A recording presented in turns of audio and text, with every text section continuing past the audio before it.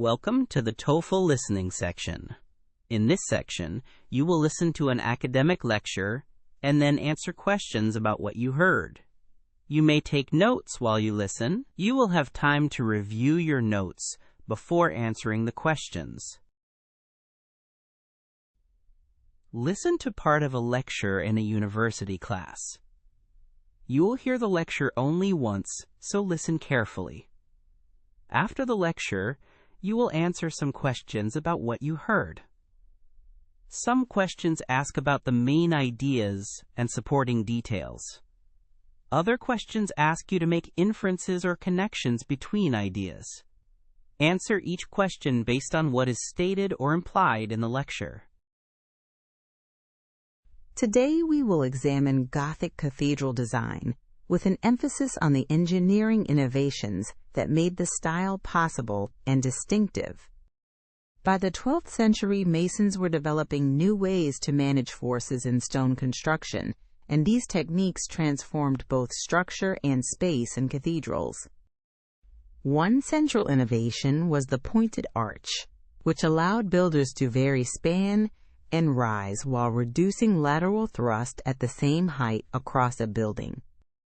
Because the pointed arch directs forces more efficiently to supports, it gave architects freedom to change bay proportions without destabilizing the vaulting system.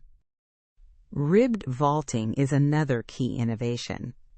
Instead of relying on a continuous barrel or groin vault, masons constructed a framework of ribs that carried the load to clustered piers. The ribs concentrated weight and allowed the infill panels to be thinner and lighter, reducing overall mass and enabling higher ceilings. You will often hear the terms quadripartite and sexpartite vaults. These describe how the vault bays are subdivided by ribs, a choice that affects how loads are transferred to the supports. Clustered piers or compound piers were developed to receive those concentrated loads. A cluster of shafts gives multiple surfaces for engaged ribs to land on, and it provides a clear load path down to the foundations. Perhaps the most visually dramatic innovation is the flying buttress. These arched supports carry the outward thrust from the nave vault across an open aisle to an external pier and foundation. The flying buttress decoupled internal and external walls, so walls no longer had to be massive and load-bearing, and they could be pierced by large clerestory windows and rose windows. Chartres Cathedral provides a useful case study. Over successive campaigns, builders refined flying buttresses and enlarged the clerestory to accommodate spectacular stained glass. At Notre Dame de Paris, we can see another pattern. Early construction used heavy walls. Later in the 12th century, masons retrofitted flying buttresses to support higher vaults and larger windows. Amiens Cathedral illustrates a mature structural clarity. Architects used a rational module for bay dimensions, paired rib vaults with slender clustered piers, and relied on fully developed flying buttresses to achieve great verticality. These innovations had practical consequences for construction. Because the ribs concentrated loads, scaffolding and formwork could be lighter and reused, speeding up campaigns.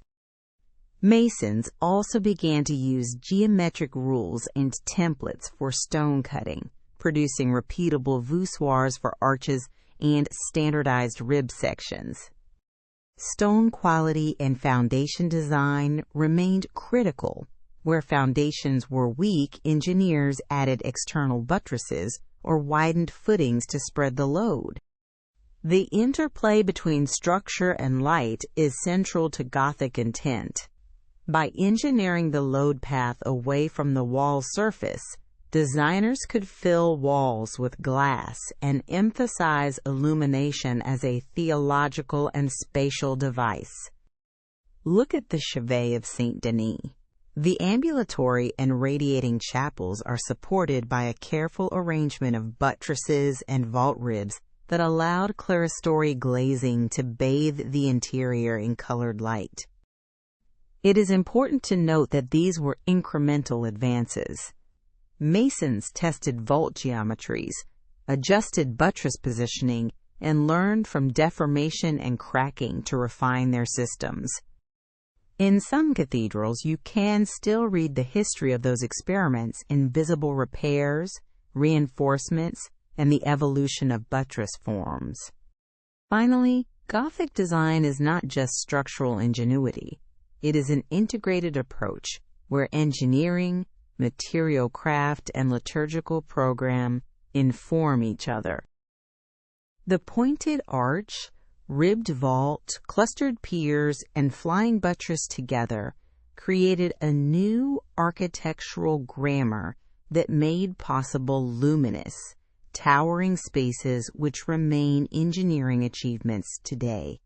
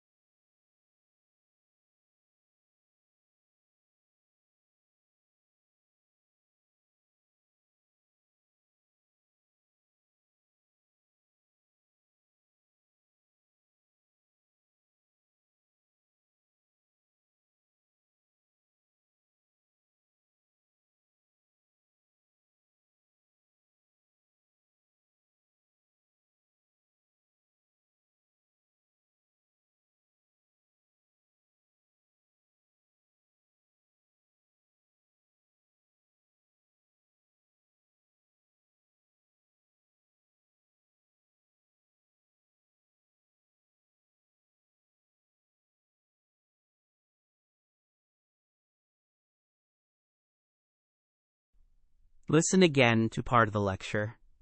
Then, answer the question.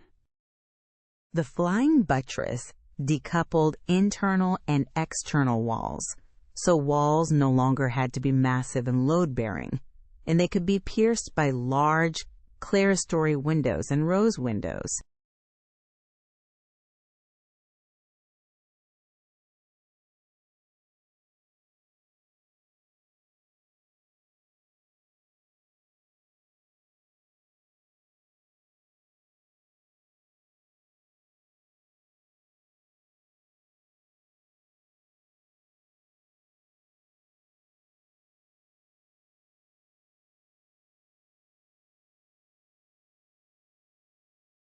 This concludes the listening section. For more TOEFL practice tests and study materials, visit Spinta.org.